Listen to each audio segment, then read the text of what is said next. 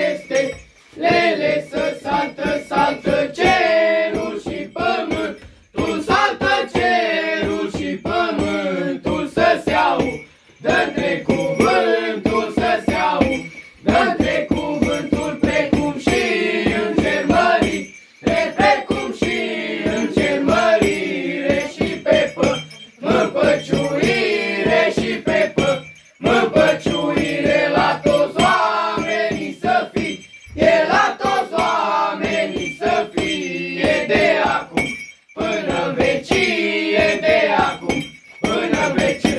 Scoală ceva nedormi, că să nu-ți va folosi. Și te du la Viflaim în grabă, ca-n păstor de treabă, căci acolo vei afla că s-a născut Mesia. Dacă nu te încrezi în mine, iată steaua care vine. Tot da visat îndată ce m-am culcat, că ce o să apoi să mergem, că nu e vis.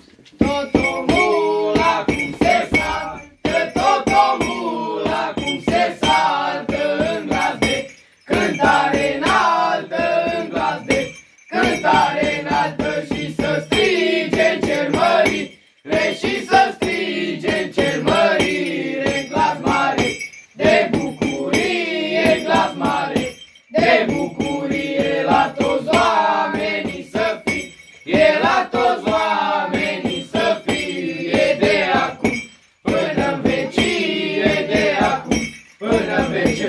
Crailor de la răsărit, ce pe la noi ați venit, de când preierul s-a umblat, pe ce căutați? Eu sunt craiul Melchior de la răsărit, care prin steaua ce mi s-a evit la răsărit, am cunoscut că s-a născut un crai tânăr de curând. Și merg și eu la Viflaim ca lui să mă închin. Eu sunt craiul lui Gașpar de la răsărit, care prin steaua ce mi s-a evit la răsărit.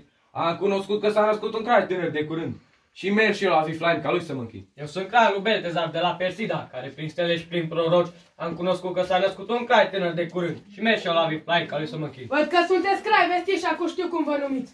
Dar o mirceați căuta despre noul împărat. Ce împărat putea să fie sia mea împărăție? Asta nu poate să fie decât numai viclene, căci când fac provitră și pasărea în zbor se ascunde de îngrozire de-a mea fire. O, împărate, să trăiești, la mulți ani să împărătești. Deci dacă vrei să știi mai bine, noi nu te căutăm pe tine, și pe cel nou născut de curând. Și am pornit să-l căutăm. Sfinte daruri ca să-i dăm. Aur, smirnă și tămâie, spre pomenire să fie. Și de acum până în vecie, Hristoase mărire ție. O, împărate, să trăiești, la mulți ani să împărătești. Însă dacă vrei să știi mai bine, noi suntem cei trei crai vestiți astronomi. Melchior, Beltezar și eu, Gașpar.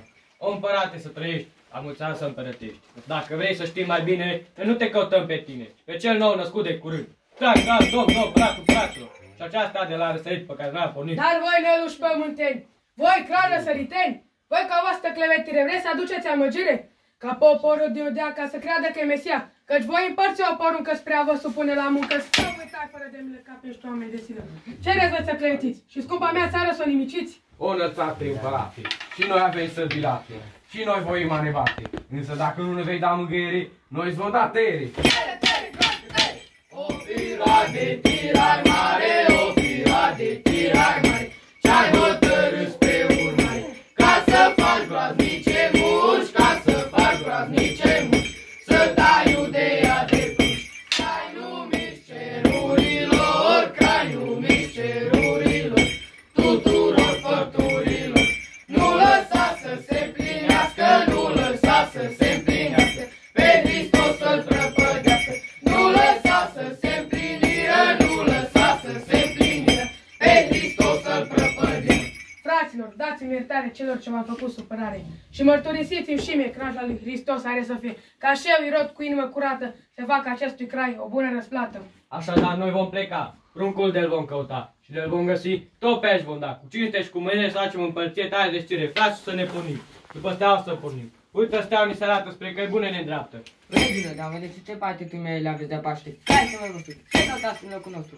Cu ăsta ce aveți de face abătându-mă încoace? Melchior mă numesc Cosmin Lădăiesc. Gașpar mă numesc cu Tămâiel Dăruiesc. Beltezar mă numești Cauz Dăruiesc. Eu sunt îngerul lui Dumnezeu, ascultați ce vă spun eu. Să nu dați prin cetate, să dați prin altă parte.